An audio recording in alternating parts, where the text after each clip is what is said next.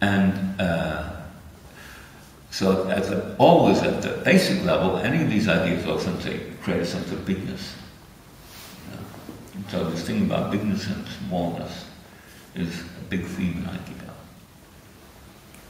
And in fact, I know this story where O-Sensei left Hongbu Dojo very angry and said to my friend, you know, he said, Aikido is big, he said, but in there, he said, everything is small. Right? So what does it mean? It means people practicing to be better than somebody else, or have a better technique, or you know, whatever they do, or to get higher grade, like you want to get a better job or a better position in your job, or any of those things. Right? That's small. And it has nothing to do with Aikido. Even saying that, right? Even saying those other reasons creates a vibe. It's completely different from the vibe when we say loving protection of all things. Right? So, now the thing which I always notice here, where this takes like a basic, it's really very interesting to me. Like it's like when I'm teaching, I look out of the window, and I just see people in the courtyard, and usually they're okay, nobody's, there's no trouble going on. And sometimes they're having a picnic or something. They seem to be quite happy, but you can see in the way they move that it's like, I don't know how to explain it, but it's the opposite of what we're doing. So now you look at the people practicing, and you look at the unified body, mind, connecting with the universe through these moves. It's something entirely different.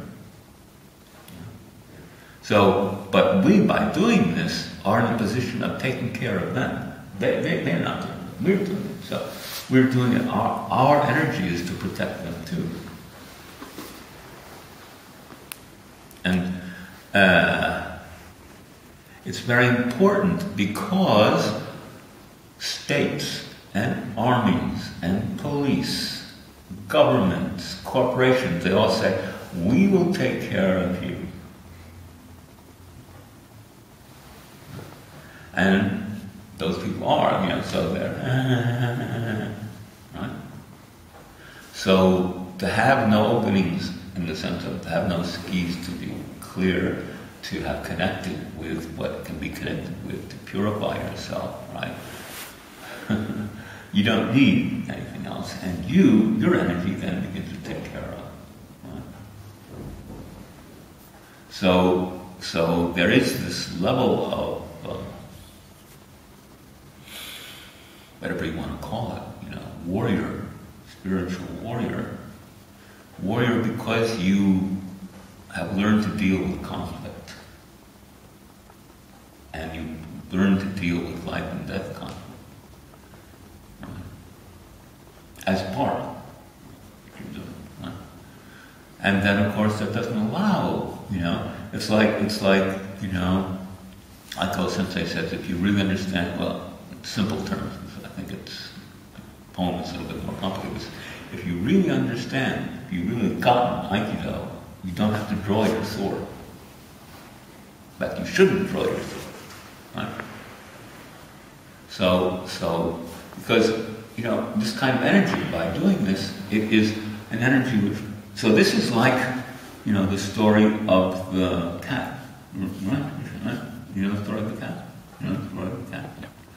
Well, you don't know the story of the cat. No, he doesn't know the story. So, yeah, you know the story. So, there was a, so there was a, this story I read in a collection of things by Daisetsu Suzuki, where he thinks that they're illustrating Zen. I don't think so. But he says about this story that it was part of a teaching of a school of sword given to people at a high level in that school, from the time of the samurai.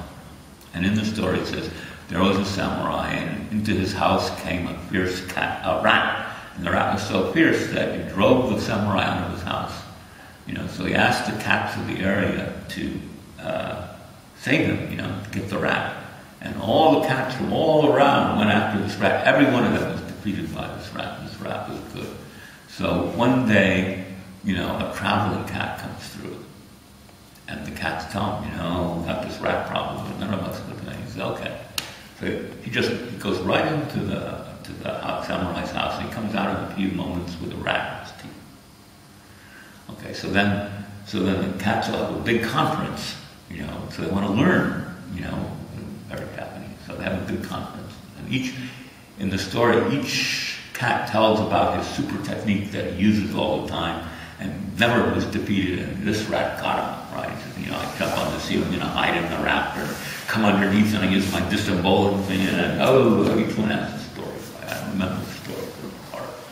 Then, okay, so after each one has told the story, the traveling cat comes up and he says, listen, very simple, he said, cats eat rats. So then he says,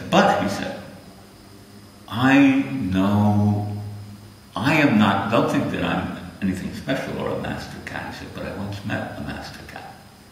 In my travels, I heard that there was a master cat, somewhere in the north or something. And I heard this was the master cat of all master cats. So I went, thought I'd go and learn from him. So I came into this town where this cat is supposed to be. And there was no cat there, except this one old fat cat sleeping. And so, I thought, I sat in front of it and I brought it food and I, did all these things because the cat wouldn't even open its eye. So I figured it must be a mistake. So I left the town and I started to travel around, and I found, that for hundreds of kilometers, there was not one rat. Okay. Now that's the story, right? And there are a lot of key points in it, which by thinking about and, thinking about, feeling about, there's a lot of teaching in it. Besides, the story itself is a nice story, but there's a lot to learn from it. That's the story of the cat. Right? And that is a little bit what I'm talking about in terms of if you become a spiritual warrior. That's because you're purifying. You're not just practicing to attain or to study or to be good at, even if it's to be good at for the sake of others, right? You're purifying. And not only in Aikido, you purify everything as you purify yourself. Right?